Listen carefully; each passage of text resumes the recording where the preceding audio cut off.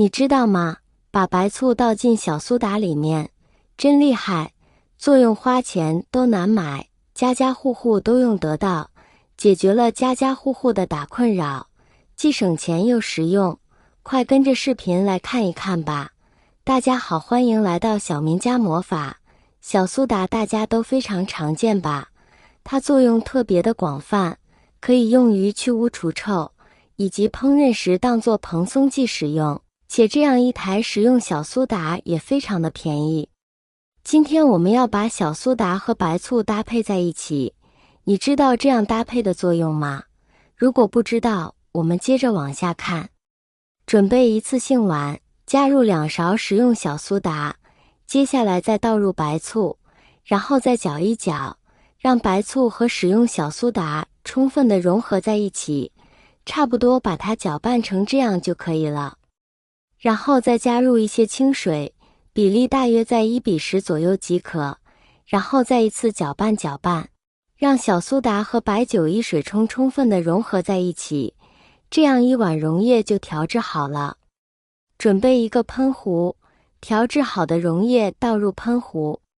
那么这样调制好的溶液，它到底有什么作用呢？一起来看看吧。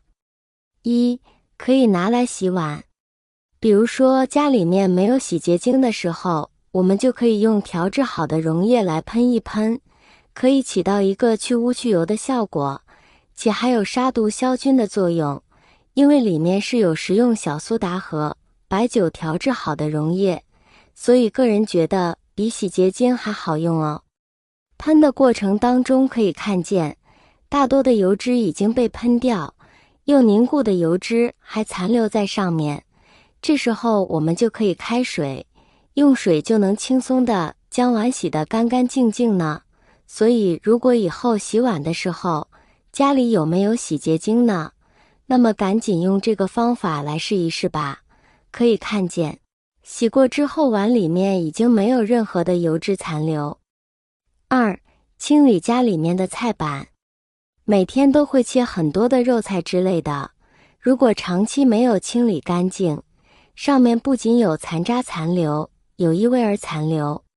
这时候我们就可以喷洒上一些调制好的溶液，不仅可以将菜板清理得干干净净，还可以去除异味儿，且由于里面有高度白酒，同样可以有杀毒消菌的作用。然后用毛巾把溶液抹在菜板的每一个部位，抹好之后我们同样让它静止10分钟左右，以达到去除异味儿和清理的效果。10分钟过去了，可以看见菜板上的溶液基本上都已经干枯了。那么这个时候，咱们就可以把它放在洗碗池里面，用水来清洗菜板，把它清洗得干干净净即可。3. 去异味。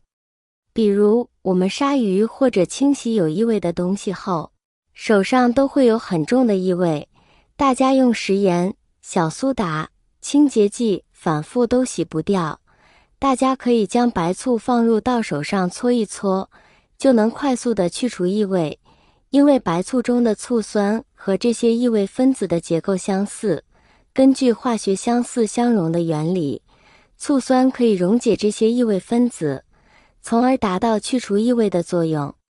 亲爱的朋友们，视频已经看到这里了，如果您喜欢我的视频，请您用发财的小手给我点个赞吧，您的每一个点赞都是对我最大的支持与鼓励，谢谢大家啦。4. 清洁燃气灶。燃气灶是厨房中最常用到的物品，几乎90%以上的家庭都会安装。燃气灶的存在不仅方便省事，还可以大大提升做饭效率。但燃气灶用的时间久了，难免会沾染大量油渍和污渍，若清理不及时，就可能会形成顽固油污。千万别小看这些顽固油渍，它们的吸附性特别强，能牢牢扒在燃气灶表面，哪怕用强力油污净也很难清洗干净。在清洗燃气灶之前，需要把所有的灶头给拆下来。之所以要这么做，就是因为在这些灶头下可能会堆积大量灰尘和油渍，若任由这些油渍堆积的话，就会加大清洗难度。先用湿纸巾或者是湿抹布简单擦拭一下，把表面灰尘和油渍清洗掉。做完这个工作后，才能进行下一步操作。随后拿出盐跟小苏打，将两者按照1:1的比例进行混合。食盐可以起到增大摩擦的作用，方便我们后期进行污渍处理，而小苏打可以起到深度清洁油污的效果。千万别以为做到这里就完成了，还需在燃气灶表面倒上一点点白醋。至于白醋的量，可以自行进行把控。白醋本身就能起到消毒杀菌、软化污渍的作用，将它倒在盐和小苏打的混合物上，就会出现大量泡沫，这些泡沫就是很好的去污神器。看到有泡沫出现后，千万别着急把泡沫给擦掉，而是要静等这些泡沫消失。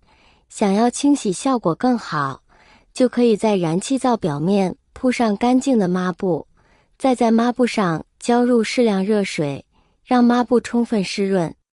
湿润的抹布可以充分锁住白醋，不让其挥发。就这样静置10分钟左右，等这些物质与油污融合后，再将其拿下来。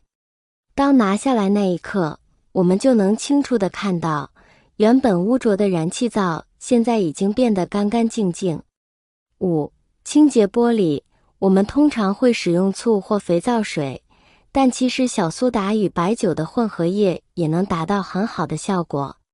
将小苏打与白醋按1:1的比例混合，然后用海绵或布蘸取混合液擦拭玻璃表面。你会发现，玻璃不仅变得干净明亮，而且还有防污效果。